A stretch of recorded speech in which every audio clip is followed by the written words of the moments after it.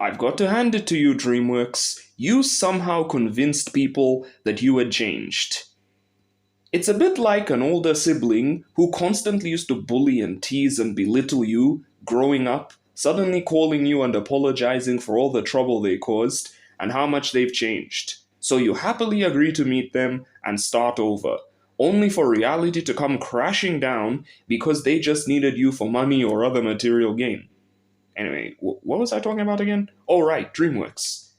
I don't understand how people thought that just because they had a banger year in 2022, when they released The Bad Guys, which was a good movie, by the way, and an unexpected hit as well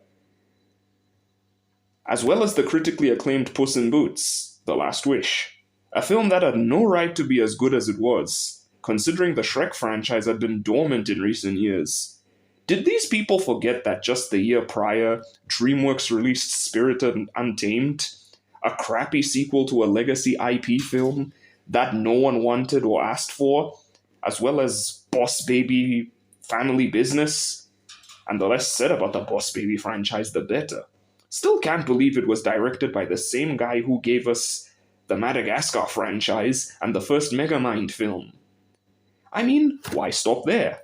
Let's go back in time to 2004, when they released Shark Tale the same year as Shrek 2, or even in 2010, when they released Shrek Forever After alongside the first How to Train Your Dragon film and Megamind. Now let's jump back to the present, or in this case, last year, where they released Ruby Gillman Teenage Kraken, a film so forgettable that its own studio forgot to market it just after 3 months, and Trolls Band Together, yet another film in this franchise which I can only describe as meh. So you see, people, DreamWorks have always been like this, for the better part of 2 decades now, and they are very unlikely to change that. Now they have got to be one of the most inconsistent animation studios I have ever seen. This is why I can never understand this notion that exists from people that DreamWorks consistently produces masterpieces in cinema. Excuse me, what?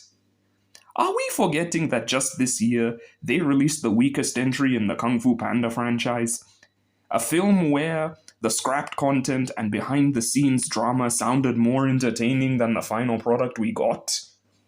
I mean, in my honest opinion, Kung Fu Panda 4 is pretty much an example of wasted potential.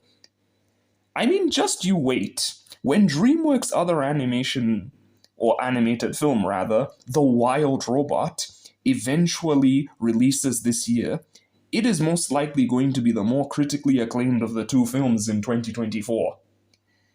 And the cycle is going to repeat itself, just like what happened with Puss in Boots: The Last Wish, where people will once again gaslight themselves into thinking that DreamWorks is some magnum opus when it comes to animation.